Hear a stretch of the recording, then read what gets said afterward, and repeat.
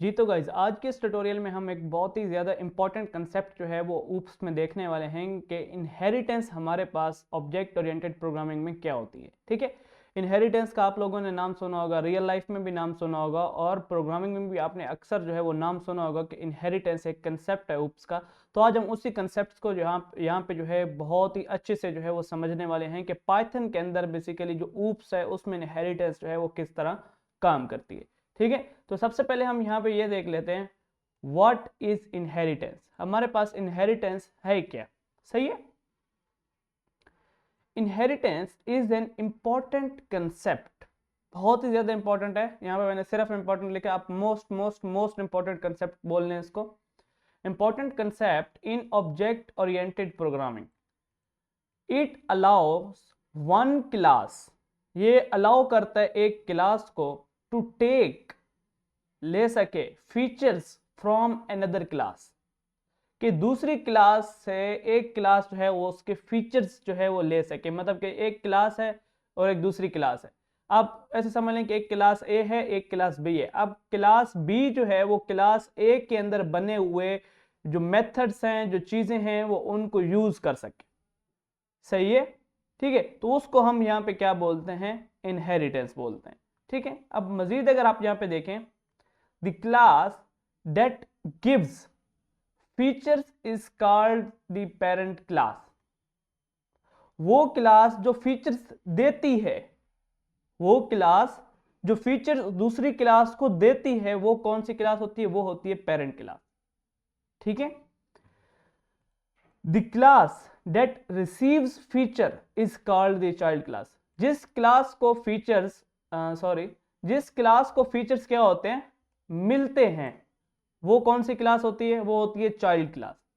ठीक है, inheritance helps, inheritance मदद करता है रीयूज कोड, कोड को रीयूज करने में। कैसे? जब एक क्लास दूसरी क्लास के फीचर्स यूज करेगी तो यकीनन जो वो उस क्लास के जो फीचर्स हैं वो हमें इस क्लास में लिखने की जरूरत नहीं पड़ेगी, तभी तो जो है वो कोड क्या हो रहा है? रीयूज हो रहा है क्लासेस के अंदर भी। सही है, रिड्यूस रिपीटिशन, रिपीटिशन नहीं होती। जब एक मेथड या एक वेरिएबल जो भी चीज है वो अगर हमने एक क्लास में बना रखा है, हम उस क्लास को इनहेरिट कर लेते हैं दूसरी क्लास के अंदर, तो वो मेथड या वो वेरिएबल हमें दूसरी क्लास के अंदर बनाने की जरूरत नहीं होती, क्योंकि वो जो है वो ऊपर वाली क्लास का नीचे वाली क्लास में वही मेथड जो है वो सेम तरीके के साथ उसके साथ भी काम कर रहा होता है। सही है, and create clean program structures, और ये क्या करता है? एक क्लीन प्रोग्राम स्ट्रक्चर जो है वो हमारे पास क्रिएट करता है। सही है, यूज क्यों करता है इनहेरिटेंस को, ये भी यहां पे आप देख ले।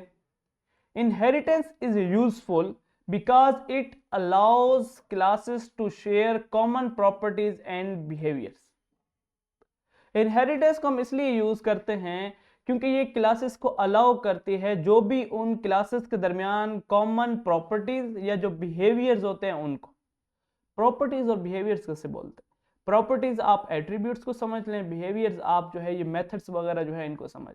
ठीक है, प्रॉपर्टी मतलब अगर एंटिटी की बात करते हैं तो एंटिटी में जो खसूसियात होती है, उसका नाम, उसकी एज, बाकी जो भी उसके पर्सनल जो है वो इंफॉर्मेशन होती है वो उसकी प्रॉपर्टीज हो जाएंगी। और जो बिहेवियर्स होते हैं कि मतलब जैसे कि एक इंसान है वो चल सकता है, वो बैठ सकता है, वो उठ सकता है, ये उसके बिहेवियर्स हैं। ठीक है, it also improve code organization and helps build advanced system using simple base class। ये क्या करता है? ये कोड को इम्प्रूव मतलब कि अच्छी तरह से, मजीद अच्छी तरह से ऑर्गेनाइज करने के लिए जो है वो हमें हेल्प करता है, और उसी के साथ साथ सिस्टम को एडवांस लेवल तक बिल्ड करने में मदद करता है सिंपल बेस क्लासेस के थ्रू। क्लियर? अब यहां पे देखें, हम एक पेरेंट क्लास पहले क्रिएट करेंगे। क्या करेंगे? पहले एक पेरेंट क्लास क्रिएट करेंगे। फर्स्ट ऑफ ऑल हम यहां पे गए, ये मैंने हटाया जो मैंने प्रिंट हेलो वर्ल्ड लिखा है। पहले यहां पे हम एक क्लास क्रिएट करते हैं। अब क्लास जो है मैं यहां पे आपको यही एग्जांपल वाली समझा देता हूं, पर्सन की। अब एक पर्सन है, ठीक है, मैं अभी जो है पहले एक क्लास क्रिएट कर लेता हूं पर्सन की। सिंपल, मैंने पर्सन क्लास क्रिएट की। उसके बाद मैं यहाँ पे डेफ इनिट फंक्शन में जल्दी जल्दी से बना लेता हूँ। ठीक है, ये हमने पढ़े हुए हैं, इसको जो है बार बार समझाने की ज़रूरत नहीं है, ठीक है। जस्ट ये हमारा टाइम वेस्ट होता है। जब हमने एक चीज़ पहले अच्छे से 2 लेक्चर में क्लियर किया है तो बार बार उसको यहाँ पे समझाना वेस्टिंग ऑफ टाइम है। नेम एंड एज, ठीक है। ये मैंने इनिट फंक्शन बना लिया। उसके बाद मैं यहाँ पे क्या करता हूँ, डेफ, और एक जो है मैं डिस्प्ले फंक्शन में बना लेता हूँ, डिस्प्ले, एंड देन यहाँ पे भी सेल्फ, और सॉरी मैंने यहाँ पे सेमीकोलन लगा दिया, प्रिंट, मैंने प्रिंट लिखा। उसके बाद मैं यहाँ पे लिखता हूँ नेम सेल्फ डॉट, नेम मैं यहाँ पे लिखूंगा, एंड यहाँ पे मैं सेल्फ डॉट एज लिख दूंगा, और उसी के साथ साथ यहाँ पे भी एज कर दूंगा, ठीक है। अब ये जो है ना, हर पर्सन की बेसिक जो एट्रीब्यूट्स हैं वो आप कह लें, या बेसिक जो उसकी प्रॉपर्टीज हैं वो आप बोल लें। मतलब हर पर्सन का नेम भी होता है, हर पर्सन की एज भी होती है, क्लियर। अब बात यहाँ पे ये हम करते हैं कि क्या कहते हैं उसको, हाँ, अब ये तो हो गई ना पेरेंट क्लास। अब इसकी जब हम चाइल्ड क्लास बनाएंगे, अब देखें ये वो खसूसियतें हैं जो हर पर्सन में हो सकते हैं, नाम और एज। अब चाहे वो स्टूडेंट हो चाहे वो एम्प्लॉय हो, अगर मैंने और भी 2 क्लासेस यहां पे बनानी हो, स्टूडेंट और एम्प्लॉय, तो क्या स्टूडेंट और एम्प्लॉय में मैं इस तरह ये वाली चीजें लिखूंगा? हत्या कि ये चीजें तो मैं ऑलरेडी पर्सन में लिख चुका हूं।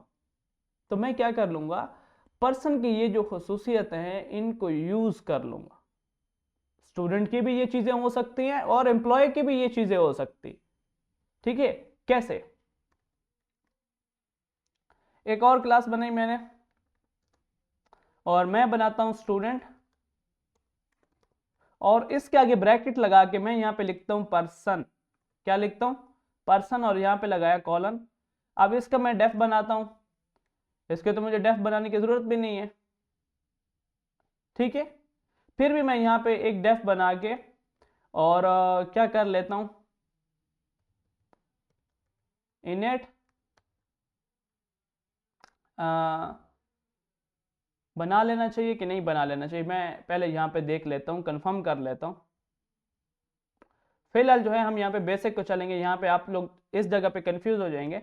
मैं यहाँ पे जस्ट एक स्टेटमेंट लिख देता हूँ पास की।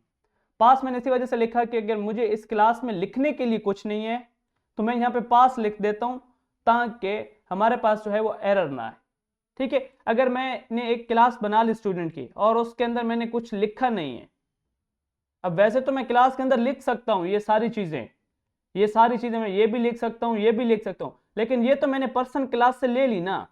पर्सन क्लास को मैंने यहाँ पे पेरेंट क्लास बना दिया, ये तो ऑटोमेटिकली ये जो चीजें हैं, अब ये चीजें जस्ट पर्सन क्लास की नहीं है, ये चीजें अब स्टूडेंट क्लास की भी हो गई हैं। मतलब स्टूडेंट क्लास भी इन 2 चीजों को यूज कर सकता है। तो इसी वजह से मैं यहाँ पे एक क्लास बना ली स्टूडेंट की और जस्ट पास लिख दिया, क्लियर। इसी तरह मैं एम्प्लॉय की भी बना सकता हूं, सेम। मैं क्लास बनाता हूं और इसका नाम लिखता हूं एम्प्लॉय, एम्प्लॉय लिखा, और ये भी तो पर्सन ही होता है, एम्प्लॉय भी तो पर्सन ही होता है ना। जो जो चीज मतलब पर्सन हो सकते हैं, मैं उसको क्या कर रहा हूं, उनको मैं बजाय अलग से उनकी नेम और क्लास के फंक्शंस उनके अंदर डिफाइन करते वक्त मेथड उनके अंदर जो है वो डिफाइन करूं, मैंने क्या किया, जस्ट उनको इनहेरिट कर ली। अब यहां पे आप देखें, ना मैंने क्लास के अंदर कुछ लिखा ना मैंने एम्प्लॉय के अंदर कुछ लिखा, लेकिन उन दोनों को मैंने पर्सन क्लास से जो है वो इनहेरिट कर दिया। इनहेरिट मतलब कि पर्सन क्लास के पास जो भी चीजें हैं, जो भी खसूसियात हैं, जो भी बिहेवियर्स हैं, वो मैंने सारे किसको दे दिए, इधर स्टूडेंट को दे दिए, इधर एम्प्लॉय को दे दिए। स्टूडेंट भी यूज कर सकते हैं वही चीजें, एम्प्लॉय भी यूज कर सकते हैं वही चीजें। अब देखें कैसे, मैं एक ऑब्जेक्ट क्रिएट करता हूं स्टूडेंट का, std1 इज इक्वल टू, जब मैं लिखता हूं ना स्टूडेंट, जैसे मैं ब्रैकेट लगाता हूं, देखो वो मांगते हैं नेम, यहां पे देखें वो मांग रहा है नेम एंड एज, ये जो मैंने ग्रीन किया है ये क्या मांग रहा है, नेम और एज मांग रहा है। लेकिन यहां पे देखें पर्सन क्लास के अंदर तो कुछ है ही नहीं, मैंने तो कुछ इनिट फंक्शन के अंदर लिखा ही नहीं, लेकिन ये क्यों मांग रहा है नेम और एज? ये इसी वजह से मांग रहा है क्योंकि अब इसके अंदर ये जो पर्सन क्लास का इनिट फंक्शन था वो अब ये स्टूडेंट वाला क्लास जो है ये भी उसको यूज कर सकती है। स्टूडेंट जो क्लास है ये भी उस इनिट फंक्शन को यूज कर सकती है। ठीक है, तो इसी वजह से यहाँ पे दोबारा लिखने की जरूरत नहीं समझी। क्यों? क्योंकि ये जो पेरेंट क्लास है पर्सन, इसने क्या किया, अपनी जो खुसूसियात हैं वो इनहेरिट करके स्टूडेंट को भी दे दी, क्योंकि मैंने आगे ब्रैकेट्स में लिखा कि ये पर्सन क्लास की जितनी भी खुसूसियात हैं वो उसको मिल जाए। ठीक है, ये ब्रैकेट्स में लिखने का यही मकसद है।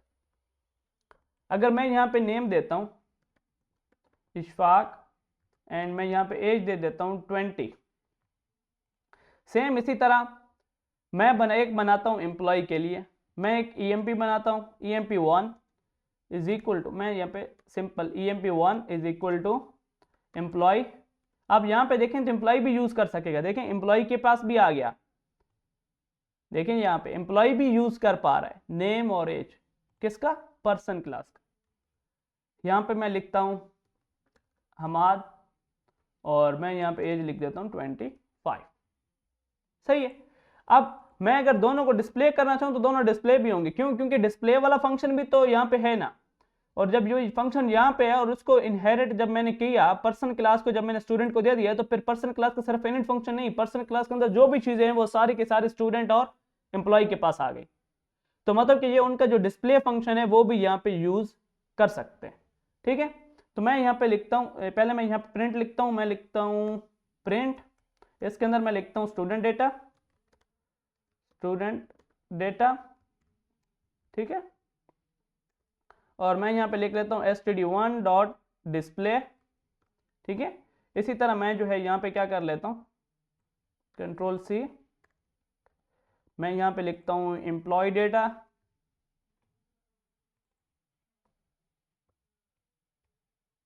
ठीक है, मैंने लिखा यहाँ पे एम्प्लॉय डेटा। उसके बाद मैं यहाँ पे क्या करता हूँ EMP1 डॉट डिस्प्ले। देखिए ये दोनों यूज कर रहे हैं डिस्प्ले को। ठीक है, अगर मैं यहाँ पे पर्सन को ना ये ना देता, अभी तो यहाँ पे देखें ना आप, जब मैं EMP1 लिख रहा हूँ ना, डॉट लगा रहा हूँ, तो मुझे यहाँ पे डिस्प्ले देखें, यहाँ पे ये नजर आ रहा है, ऊपर डिस्प्ले भी नजर आ रहा है, एज भी नजर आ रहा है, नेम भी नजर आ रहा है।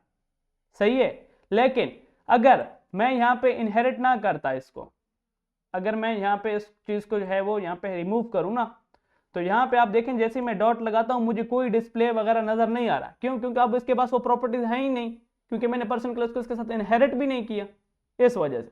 तो ये जो इनहेरिटेंस है ये उसकी वजह से जो है मुझे इधर भी देखने को जो है वो मिल रहे थे। ठीक है, पर्सन क्लास यहाँ पे, और अब जो है मैं यहाँ पे भी डिस्प्ले कर सकता हूँ। ठीक है, अब मुझे यहाँ पे देखने को मिल रहा है। मैं रन कर लेता हूँ, देखें स्टूडेंट डेटा में नेम आ गया Ishfaq and age 20, employ data में नेम आ गया Hammad and age 25। I hope यहाँ पे आपके पास क्लियर हो गया होगा। सही है, ये बंद हो गया। अब मजीद हम यहाँ पे पहले स्टडी करते हैं। पेरेंट क्लास को हमने देखा, चाइल्ड क्लास किस तरह क्रिएट करते हैं वो हमने यहाँ पे देखा। Here student is a child class and person is the parent class using inherited properties and methods, वो हमने यहाँ पे यूज किए। ठीक है, कि कैसे उसका इनिट फंक्शन और डिस्प्ले फंक्शन जो है वो हमने यहाँ पे यूज किया। अब यहाँ पे मजीद आप देख सकते हैं, अब जब हमने इनहेरिटेंस की, अब ये तो यहाँ पे मैंने यहाँ पे आप लोगों को समझाया कि किस तरह जो है वो आप लोग इनहेरिटेंस जो है वो कर सकते हैं। अब इनहेरिटेंस के बावजूद ये तो वो चीजें जो सब में कॉमन होती है ना, स्टूडेंट में भी एम्प्लॉय में भी। अब फर्ज करें कि यहाँ पे एक चीज है स्टूडेंट की, कि स्टूडेंट जो है वो स्टडी भी करता है, एम्प्लॉय जो है वो जॉब भी करता है। अब स्टूडेंट के अंदर स्टूडेंट का एक अपना मेथड भी हो, मैं चाहता हूं कि वो क्या हो, कि वो स्टडी वाला मेथड हो जिसके अंदर वो बताए कि ये इतने घंटे जो है वो स्टडी करता। ठीक है,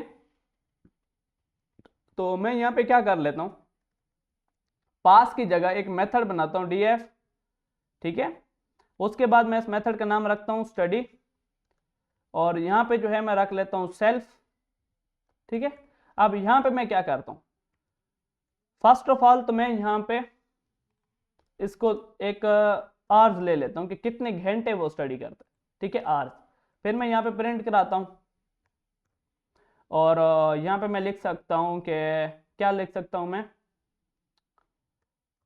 स्टडी आवर्स, ठीक है। मैं यहाँ पे लिखता हूँ स्टडी आवर्स, और यहाँ पे मैं क्या करता हूँ सेल्फ डॉट आवर्स जो है वो मैं यहाँ पे लिखता हूँ सेल्फ डॉट आवर्स, ठीक है। मैंने यहाँ पे ये लिखा HOURS,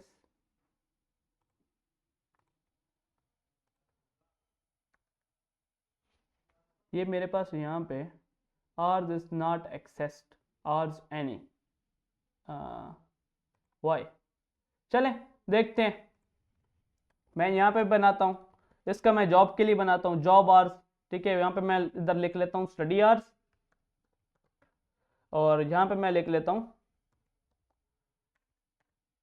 जॉब आवर्स, ठीक है। एम्प्लॉय के लिए जॉब आवर्स होते हैं और स्टूडेंट के लिए स्टडी आवर्स। अब देखें ये जो उनमें, अब ये तो वो कॉमन प्रॉपर्टीज हैं जो मैंने पर्सन से इनहेरिट कर ली ना इनके लिए, स्टूडेंट के लिए नेम और एज। लेकिन स्टूडेंट की अपनी भी कुछ प्रॉपर्टीज होती हैं, जैसे कि एक स्टूडेंट जो है वो स्टडी, एक नॉर्मल पर्सन जो है वो स्टडी नहीं करता लेकिन एक स्टूडेंट जो है वो स्टडी करता है। इसी तरह एक नॉर्मल पर्सन जो है वो जॉब नहीं करता लेकिन स्टूडेंट जो है वो एम्प्लॉय जो है वो जॉब करता है, ठीक है।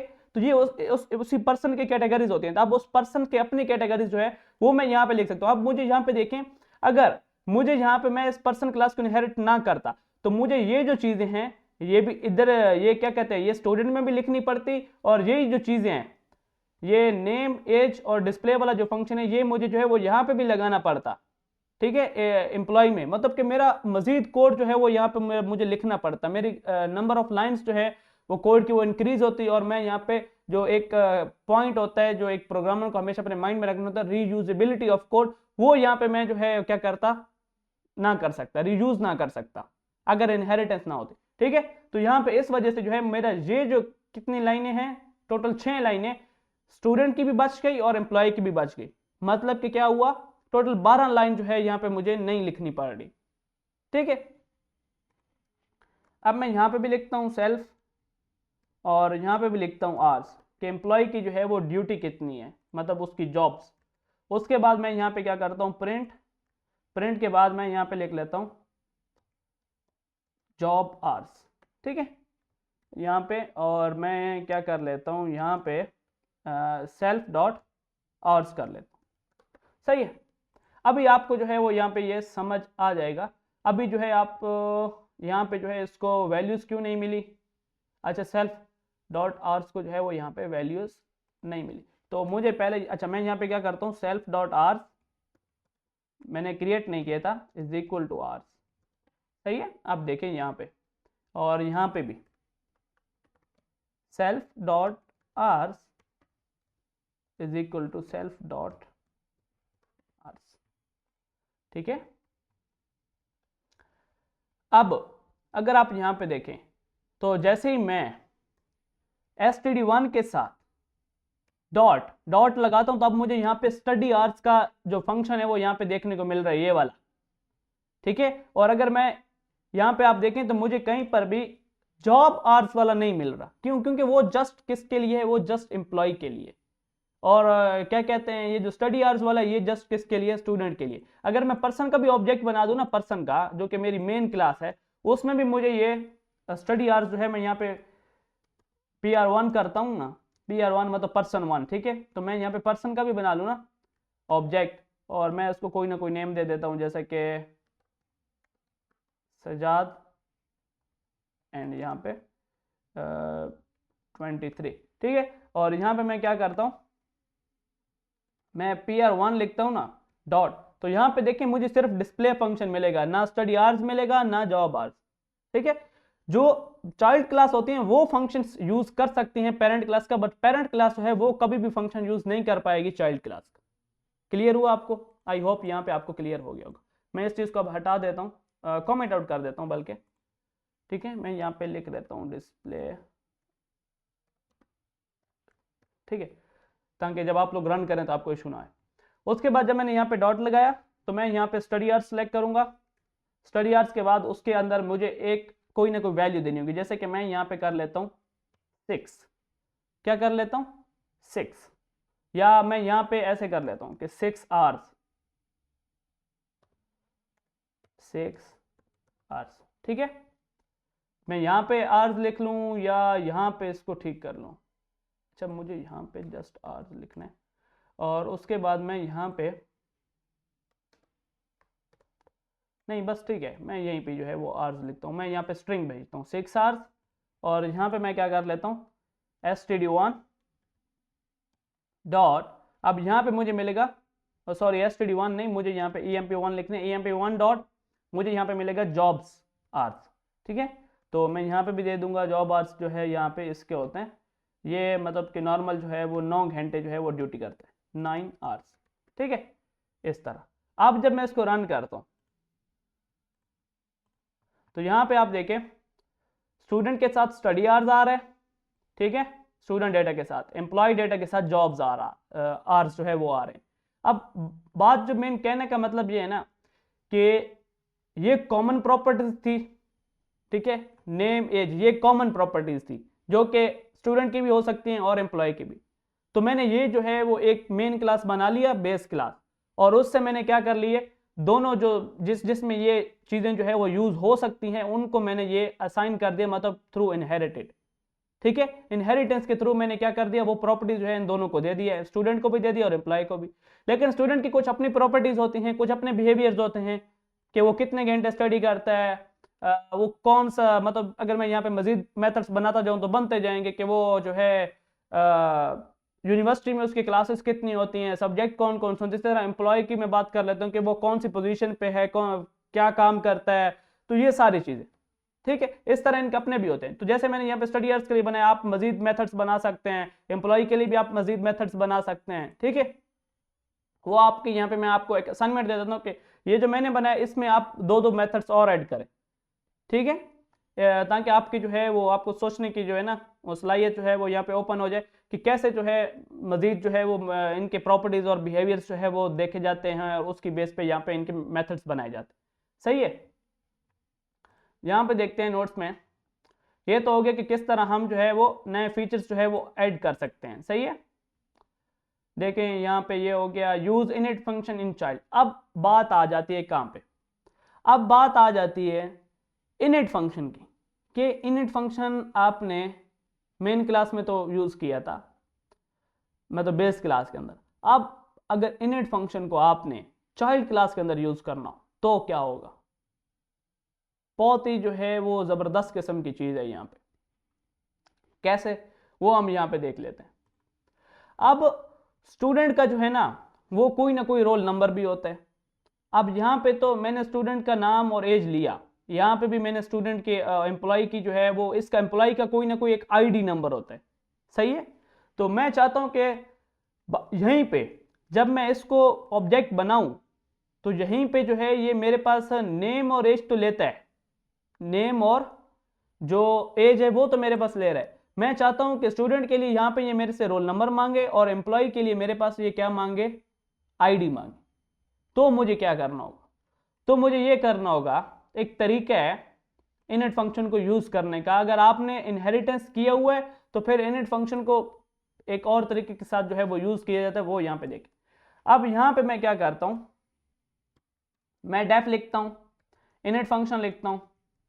ठीक है, इनिट फंक्शन लिखा, उसके बाद वही चीजें सेल्फ, ठीक है, नेम था, नेम लिखना पड़ेगा आपको यहाँ पे। ठीक है, नेम लिखा मैंने यहाँ पे, उसके बाद एज है, एज लिखा मैंने यहाँ पे, क्लियर। और यहाँ पे एक और चीज मैं लिख लेता हूँ, रोल नंबर। ठीक है, रोल नंबर। ठीक है, ये हो गया। अब मुझे क्या करना है, एक सुपर फंक्शन होता है, सुपर फंक्शन ये क्या काम करता है, अगर आप यहां पे देखें ना, ये super function, if the child class has its own init function, अगर किसी चाइल्ड क्लास का अपना ओन जो है ना वो मतलब अपना जाती जो है वो इनिट फंक्शन है उसके पास, you must call the parent constructor using super. ठीक है, अब वो कैसे, अब ये जो इनिट फंक्शन है ये किसके है, ये स्टूडेंट का है। अब एक स्टूडेंट का नेम भी होगा, एज भी होगी और रोल नंबर भी होगी। आप बोलेंगे कि नेम और एज तो जो है ना वो तो हमने यहां पे ऑलरेडी लिया हुआ है, तो हमें सिर्फ यहाँ पे रोल नंबर के लिए वैल्यू जो है वो सेट करनी है, क्योंकि देखें सेल्फ डॉट नेम और सेल्फ डॉट एज तो मैंने यहाँ पे सेट की है। तो अब मुझे जो है क्या करना है, नेम और एज को भेजना पड़ेगा यहां पे इसके पास, इस इनिट फंक्शन के पास, और रोल नंबर जो है वो यहाँ पे खुद जो है वो क्या करना पड़ेगा, डिसाइड करना पड़ेगा, मतलब यहाँ पे उसका वेरिएबल क्रिएट करना पड़ेगा। तो मैं यहाँ पे क्या करता हूं, मैं यहाँ पे सुपर लिखता हूं, डॉट लगाता हूं, डैश डैश इनिट, फिर डैश डैश, और यहाँ पे मैं ब्रैकेट्स के अंदर लिखता हूं नेम और एज। ठीक है, अब ये जो नेम और एज है, ये सुपर फंक्शन क्या करेगा कि जो बेस क्लास मतलब जो पेरेंट क्लास है उसके इनिट फंक्शन को ये दो वैल्यूज दे दो, और बाकी जो बच गए पीछे रोल नंबर जो कि स्टूडेंट का है, self dot roll number is equal to roll number. I hope यहां पे आपको क्लियर हो गया होगा, सॉरी जीरो नहीं ओ लगाना है मुझे। ठीक है, अब यहां पे क्या हो रहा है देखें, इनिट फंक्शन ऑलरेडी मैंने यहां पे पेरेंट क्लास के अंदर बनाया है। ठीक है, अब उसको मैंने यहाँ पे वैल्यूज भी उनको असाइन की हैं, self dot name, self dot age, उस ऑब्जेक्ट के लिए। अब मजीद जो है स्टूडेंट चाहता है कि नहीं मैं एक अपना भी इनिट फंक्शन बनाता हूँ क्योंकि मुझे रोल नंबर भी चाहिए होता है, तो मैं कहता हूँ ठीक है आप बनाओ। वो एक इनिट फंक्शन बनाता है जिसमें वो नेम एज और रोल नंबर मांगते हैं। अब नेम और एज जो है ये मैं भेज देता हूँ किसको, पेरेंट क्लास को, पर्सन को। क्यों, क्योंकि उसके अंदर मैंने वैल्यूज जो है वो यहाँ पे क्या की हुई है, सेट की हुई है ऑलरेडी। ठीक है, तो ये नेम और एज में यहाँ पे सुपर लिख के, सुपर का मतलब होता है कि किसके पास चले जाओ, जो पेरेंट क्लास जो इनिट फंक्शन है उसके पास चले जाओ। और मैं आगे बता रहा हूं कि किसके पास जाना है, इनिट फंक्शन के पास। मैं यहाँ पे बकायदा बता रहा हूं, ये सुपर जो है ये जस्ट रिप्रेजेंट करता है आपकी पेरेंट क्लास को। ठीक है, तो यहाँ पे नेम भी चला जाएगा उसके पास, एज भी चली जाएगी, और रोल नंबर जो है वो यहाँ पे सेट हो जाएगा। अब जो है वो क्या होगा, मैं यहाँ पे स्टूडेंट का जो रोल नंबर है, स्टूडेंट का डिस्प्ले फंक्शन जो है वो भी मैं यहाँ पे आपको फिर दिखाता हूँ कैसे बनाना है। ठीक है, उसके बाद मैं यहाँ पे इसके लिए भी बनाता हूँ, मैं पूरा ये इनिट फंक्शन कॉपी करता हूँ यहाँ से स्टूडेंट से। मुझे यहाँ पे सिर्फ दो चीज़ें चेंज करनी होंगी। एक मुझे यहाँ पे चेंज करना होगा, मैं यहाँ पे लिखता हूँ आईडी नंबर, यहाँ पे भी मुझे लिखना होगा आईडी नंबर, और यहाँ पे मुझे लिखना होगा आईडी नंबर। सही है, ये भी वही काम करेगा, नेम और एज भेजेगा उसको, आईडी नंबर रखेगा अपने पास। अब मैं चाहता हूं कि मैं स्टूडेंट एम्प्लॉय का जो है वो आईडी नंबर देखूं, तो इसके लिए मैं अलग से मेथड बना लेता हूं, def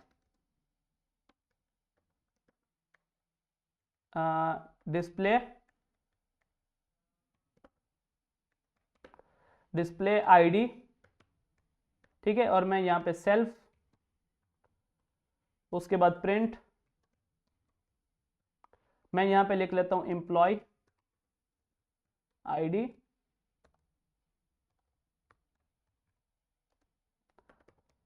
self dot ID number.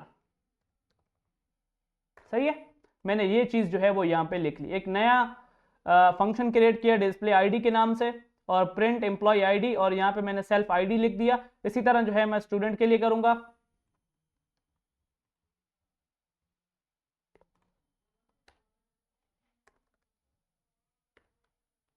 ठीक है, यहाँ पे जस्ट मुझे फंक्शन का नाम थोड़ा सा चेंज कर देना है, रोल, और यहाँ पे मैं क्या करता हूँ,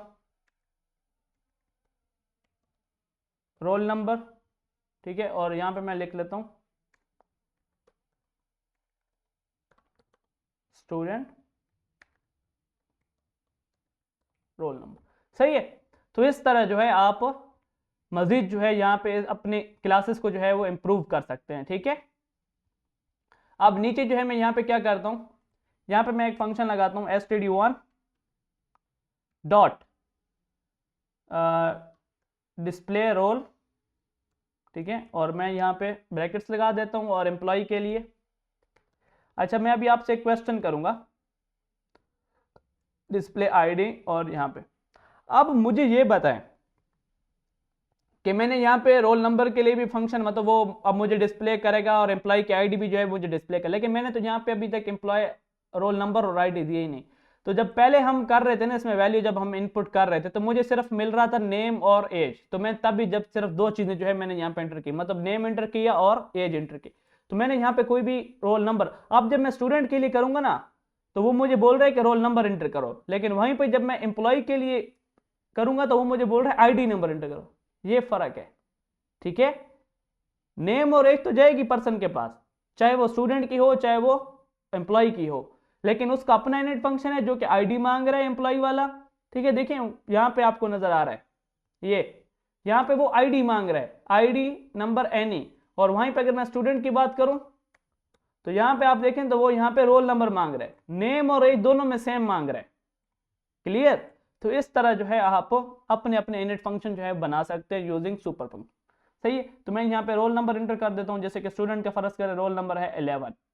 सही है। और यहाँ पे एम्प्लॉय की आईडी जो है वो थोड़ी सी यूनिक होती है, जैसे कि EMP ऐसे होती है कुछ, मतलब जैसे भी है, मैं यहाँ पे कहता हूँ कि EMP 05X, ठीक है। इस तरह कोई भी उसकी जो है वो आईडी है। तो ये हो गई। जब मैं इसको जब डिस्प्ले करता हूँ ना, रन करता हूँ, तो यहाँ पे आप देखें स्टूडेंट का रोल नंबर आया 11 और एम्प्लॉय की यहाँ पे आईडी आई, ठीक है। और यहाँ पे ये देखें तो ये एम्प्लॉय का डेटा है और ये स्टूडेंट का डेटा। क्लियर हो आप सबको? आई होप यहाँ पे आपको ये चीज़ जो है वो क्लियर हो गई होगी। अब मजीद हम यहाँ पे देखते हैं एग्जाम्पल ऑफ क्रिएटिंग ऑब्जेक्ट, ये भी हमने देख लिया। टाइप्स ऑफ इनहेरिटेंस, इनहेरिटेंस की कितनी जो है वो टाइप्स हैं, ये अब यहाँ पे हम जो है वो डिस्कस करते हैं। Python spore different types of inheritance. Number 1 है सिंगल इनहेरिटेंस, कि मतलब one child class inherits from one parent class. मतलब कि यहाँ पे अगर मैं एम्प्लॉय क्लास को ना इनहेरिट करूँ, ठीक है, मैं अगर यहाँ पे एम्प्लॉय क्लास को हटा देता हूँ, एक पेरेंट क्लास है जो कि पर्सन है, एक चाइल्ड क्लास है जो कि स्टूडेंट है, जस्ट एक पेरेंट क्लास होनी चाहिए, एक ही जो है उसकी चाइल्ड क्लास होनी चाहिए, तो ये होगा आपका सिंगल इनहेरिटेंस। क्या होगा? सिंगल इनहेरिटेंस, कि मतलब एक पेरेंट क्लास और एक चाइल्ड क्लास, ठीक है, एम्प्लॉय वगैरह अगर ना हो यहाँ पे, ठीक है। दूसरा है मल्टी लेवल इनहेरिटेंस। अब ये जो है ना, अच्छा ये है, पहले कहते हैं मैं आपको पहले समझा देता हूँ मल्टीपल इनहेरिटेंस। मल्टी लेवल जो है मैं बाद में आपको समझाता हूँ। अब मल्टी लेवल इनहेरिटेंस जो है ना, यहाँ पे इसमें क्या होता है, एक क्लास होती है जो कि इनहेरिट होती है from more than one parent class. मतलब कि एक क्लास है, ठीक है, वो एक से ज्यादा पेरेंट क्लास को जो है वो इनहेरिट करती है, ठीक है। अभी आपको यहां पे समझ आ जाएगी। यहां पे ये देखिए, एक क्लास है ए, एक क्लास है बी और एक क्लास है सी। अब यहां पे हो क्या रहा है, जो क्लास सी है वो दो क्लासेस से इनहेरिट हो रही है, ए और बी दोनों से, मतलब उसके दो पेरेंट्स है, ठीक है। ए क्लास भी उसका पेरेंट है और बी क्लास भी पेरेंट है और सी क्लास जो है वो चाइल्ड है, ठीक है। और जो सी क्लास का ऑब्जेक्ट होगा वो, देखिए यहां पे जो सी क्लास का जो ऑब्जेक्ट है ना, वो क्या करेगा, वो यहाँ पे इस कोड कैसे करता हूँ मैं, कॉपी करके यहाँ पे आपको रन करके जो है वो दिखा देता हूँ। मैं पहले इसको जो है वो यहाँ पे क्या करता हूँ, कमेंट आउट करता हूँ, ये आप लोगों को मिल जाएगा कोड। मैं यहाँ पे इसको पेस्ट करता हूँ। अब यहाँ पे हो क्या रहा है, अब ये एक क्लास है ए और एक क्लास है बी, ठीक है। एक क्लास के अंदर एक फंक्शन है मतलब फैन ए, और दूसरे के अंदर है बी क्लास के अंदर जो फंक्शन है वो है फैन बी। अब सी क्लास के पास ये दोनों क्लासेस हैं, सी के पास ये क्या है, ये दोनों क्लासेस हैं, ए और बी दोनों। तो सी क्लास जो है ना, वो ए का फंक्शन भी यूज कर सकेगी और बी का फंक्शन भी यूज कर सकेगी, क्योंकि ये दोनों क्लास से इनहेरिट हो रही है, मतलब ए और बी दोनों इसके पेरेंट है। सिंपली आपने सी क्लास का एक ऑब्जेक्ट बनाया, ओबीजे बनाया सी का, और यहाँ पे ओबीजे डॉट फैन ए को, मतलब आप सॉरी फैन ए को आप यहाँ पे रन कर सकते हैं और फैन बी को भी। क्यों? क्योंकि इसके अंदर दोनों क्लास के जो है वो खसूसियत है। इतनी सी मतलब बात है। ये है क्या होता है, ये है multiple inheritance. Multiple inheritance, multi level नहीं, मल्टी लेवल भी बताता हूं क्या है। जैसा आप इसको रन करें, यहां पे आप रन करें तो देखें फंक्शन ए और फंक्शन बी, मतलब कि ऑब्जेक्ट सी का जो ऑब्जेक्ट है वो इन दोनों क्लासेस को जो है वो क्या कर सकते हैं, रन कर सकते हैं। सही है। अब बात करते हैं यहां पे मल्टी लेवल की। तो मल्टी लेवल किस तरह काम करता है, मल्टी लेवल के लिए मैं यहाँ पे क्या करता हूँ, यही एग्जांपल जो है वो कॉपी करता हूँ और यहाँ पे जो है वो आप लोगों को समझाता हूँ। मैं यहाँ पे ऊपर लिख देता हूँ, यहाँ पे मैं ताकि आप लोगों को बाद में पता चले ये है मल्टीपल इनहेरिटेंस। ठीक है, और ये जो नीचे वाली है, पहले मैं इसको कमेंट आउट कर देता हूँ, इसका भी काम खत्म हो गया क्योंकि ये मैंने आपको समझा दिया। अब मैं आपको मल्टी लेवल समझाता हूँ। ठीक है, बाकी जो है ना वो काम वैसे ही करेगा। ठीक है, जैसे ऊपर वाली जो मैंने आपको नॉर्मल एग्जांपल एक कराई थी ना, सेम वैसे ही, जस्ट आपको सिर्फ टाइप्स बता रहा हूँ कि किस किस टाइप से इनहेरिटेंस हो सकते हैं अगर आपने कभी करनी हो तो। ठीक है, और यहाँ पे मैं कर लेता हूँ, ये क्या है, ये है मल्टी लेवल इनहेरिटेंस। सही, अब ये एक क्लास ए है, इसके अंदर फंक्शन है फैन ए। ठीक है, अब क्लास बी जो है ये इनहेरिट हुई है ए से। ठीक है, अब मतलब क्या है कि क्लास बी जो है वो फैन बी को भी यूज कर सकती है और फैन ए को भी यूज कर सकती है, ये क्लास बी का ऑब्जेक्ट। लेकिन क्लास सी जो है ये फिर से इनहेरिट हुआ क्लास बी से, ना कि क्लास ए से। मतलब कि क्लास सी का जो ऑब्जेक्ट है ये यूज कर सकता है ए वाला फंक्शन। क्यों? लेकिन आप तो बोलेंगे कि ये सिर्फ बी से इनहेरिट हुए, लेकिन बी तो ए से इनहेरिट हुए ना। बी, जब बी ए से इनहेरिट हो चुके हैं तो मतलब बी के पास ए वाली सारी खुसूसियत हैं। जब सी जो है वो बी से इनहेरिट होगा तो बी जो है ऑटोमेटिकली ए से इनहेरिट है, तो सी जो है वो इनडायरेक्टली ए से इनहेरिट हो चुका है। ठीक है, अब सी के पास ए और बी दोनों के यहां पे खुसूसियत आ गई हैं। ठीक है, अगर आप चाहें तो आप रन करें इसको, देखें मैंने सी क्लास यहाँ पे ऑब्जेक्ट बनाया सी का। ठीक है, अब सी जो है, सी का जो ऑब्जेक्ट है वो फैन ए को यूज करेगा। फैन ए को वो कैसे यूज कर सकता है, वो तो बी क्लास से इनहेरिट है और बी के पास तो सिर्फ फैन बी है। लेकिन यहाँ पे देखें तो बी जो है वो ए से भी इनहेरिट है, तो ए क्लास का जो फैन ए है वो अब बी क्लास की भी प्रॉपर्टी बन चुका है। जब बी क्लास सी के पास जाएगी तो ऑटोमेटिकली ये जो फैन ए है ये भी उसके पास चला जाएगा, और फैन बी तो ऑटोमेटिकली जाएगा क्योंकि वो तो बी का ही जो है वो फंक्शन है। ठीक है, तो जब मैं रन करूंगा तो सी जो है वो तो खुद जो है वो सी का अपना फंक्शन है तो वो ऑटोमेटिकली रन होगा। तो जैसे मैं इसको रन करता हूँ, function A, function B and function C, just इतनी सी जो है वो बात है मल्टी लेवल और मल्टीपल इनहेरिटेंस में। ठीक है, सिंगल इनहेरिटेंस तो वो तो मैंने आपको समझा दिया, ये मल्टी लेवल की हो गई। अब बेनिफिट्स क्या हैं इनहेरिटेंस के, ये भी हम यहाँ पे देख लेते हैं। Inheritance reduce code repetition. ठीक है, जैसे कि आप देख रहे थे कि अगर सी के अंदर मैं तीनों फंक्शन, मतलब फर्ज करें कि मुझे यहाँ पे सी के साथ जो है वो फंक्शन ए भी रन करना है और बी भी चाहिए, तो अगर यहाँ पे अगर इनहेरिटेंस का कंसेप्ट ना होता तो मुझे सी के अंदर जो है वो फंक्शन ए भी बनाना पड़ता और फंक्शन बी भी बनाना पड़ता। इसी तरह अगर बी जो है वो अगर यहाँ पे इनहेरिटेंस ना होती, इनहेरिटेंस का कंसेप्ट ना होता, तो बी के अंदर जो है मुझे फंक्शन ए भी बनाना पड़ता। ठीक है, तो सोचें कि कितना मजीद जो है वो कोड जो है वो यूज होता, लिखना पड़ता फजूल में, हत्ते कि पहले हमने लिखा हुआ है। तो इनहेरिटेंस का कंसेप्ट हमें कोड को रीयूज करने में बहुत ज्यादा जो है वो हेल्प करता है, रिपीटिशन से बचाता है। ठीक है, इट सपोर्ट्स कोड रीयूज, ये कोड को रीयूज करना जो है वो मतलब सपोर्ट करता है उसमें। It helps build structured program, ये स्ट्रक्चर्ड जो प्रोग्राम्स हैं उनको बनाने में मदद करता है। It simplifies maintenance by connecting related classes, ये सिंप्लीफाई कर देता है और मेंटेनेंस जो है वो उसको बहुत ज़्यादा इजी कर देता है, जो क्लासेस एक दूसरे के साथ जो है वो कनेक्ट हो रही होती है। ठीक है, नीचे कुछ समरी है, इसको आप लोगों ने खुद जो है वो रीड आउट कर लें। ये पूरे लेक्चर की जो है वो समरी होती है कि हमने इस लेक्चर में जो है वो क्या क्या, कौन कौन सी चीज़ पढ़ी और उसका क्या क्या मकसद है। ठीक है, बाकी आपने इसको भरपूर प्रैक्टिस करना है। एक एग्जाम्पल मैंने आप लोगों को करा दी है रियल वर्ल्ड की, आपने भी एक एग्जाम्पल जो है इस स्टूडेंट और रिप्लाई वाली एग्जाम्पल को आप लोग क्या करें, मल्टी लेवल और मल्टीपल इनहेरिटेंस से करने की कोशिश करें। बहुत सिंपल है, तरीका बता दी है, कंसेप्ट बता दी है, जस्ट सोचना जो है वो लॉजिक बनाना अब आप लोगों का काम होता है। ठीक है, सोचना और लॉजिक बनाना आप लोगों का काम होता है। एक प्रोग्रामर जो है, जो एक टीचर जो है, वो जस्ट एक कंसेप्ट, मैं आपके कभी भी मैं आपको लॉजिक जो है वो घोल के आप लोगों को नहीं पिला सकता, वो आप लोगों का काम है सोचना कि हाउ, कैसे उसको लिखें।